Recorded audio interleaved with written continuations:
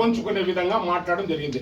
9 సార్లు ఎమ్మెల్యేగా 4 సార్లు ముఖ్యమంత్రిగా పనిచేసినటువంటి గౌరవ నారా చంద్రబాబు నాయుడు గారిని ఆ విధంగా దూషించడం చాలా తప్పు. కాబట్టి మనం తెలుగుదేశం పార్టీ గౌరవ శాసనసభ్యులు శ్రీ కందికుంట వెంకట ప్రసాద్ గారి ఆదేశానుసారం ఈరోజు మనం కది పోలీస్ స్టేషన్లో అంబేటి రాంబాబు కాదు ఆంబోతు రాంబాబు పైన మేము కంప్లైంట్ ఇస్తున్నాం. దయచేసి ఆ ఆంబోతుకు నోరు కంట్రోల్ పెట్టే విధంగా మీరు ఈ చర్యలు తీసుకోవాలని ఉన్నతాధికారిని కేసు పెట్టామని కోరుతున్నాం సార్.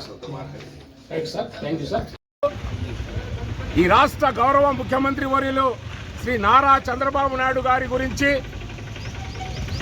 సభ్య సమాజం తలదించుకునే విధంగా ఒక మాజీ మంత్రిగా ఒక శాసనసభ్యునిగా ఉన్న వ్యక్తి మాజీ శాసనసభ్యుడు అయినా కూడా ఆ యొక్క పరంపొగు ఆటలు సుకన్యతో మాట్లాడడం, గంట అరగంట అనడం, ఇలాంటి అసభ్య పదజాలం అసభ్య బూదులతో వ్యవహార శైలి నడిపినటువంటి ఈ అంబేటి రాంబాబు అలియాస్ ఆంబోతు రాంబాబు నీకు నోటి దురుసు చాలా ఎక్కువ. అయినా మేము కూడా మా నోర్లు కూడా చాలా తక్కువ కాదు. మేము కూడా నోర్లు తెరిస్తే మా నోటికి నువ్వు మా నోర్లకే కొట్టుకొని వెళ్ళిపోతావు. అయినా మేము ఎందుకంటే గౌరవ రాష్ట్ర ముఖ్యమంత్రి వర్యులు శ్రీ నారా చంద్రబాబు నాయుడు గారి ఆదేశానుసారం మనం యొక్క నీపై న్యాయపరమైన చర్యలు తీసుకోవాలి. ధర్నాలు కానీ నిశ్చీబొమ్మలు కానీ తగలబెట్టద్దండి.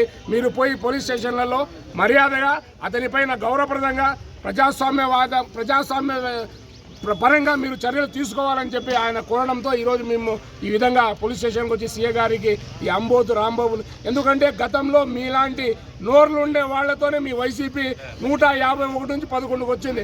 నీలాంటి వాళ్ళు ఇంకా ఉన్నారు ఈ వైసీపీలో. నీకు 11 కాదు కదా, ఈసారి 1 కూడా వచ్చేదానికి అవకాశం ఉండదు. జాగ్రత్త, భద్ర. నోరు జారినావనుకో నీ నాలుగు అచ్చిలేస్తాం అంబోతు రాంబాబు, జాగ్రత్త.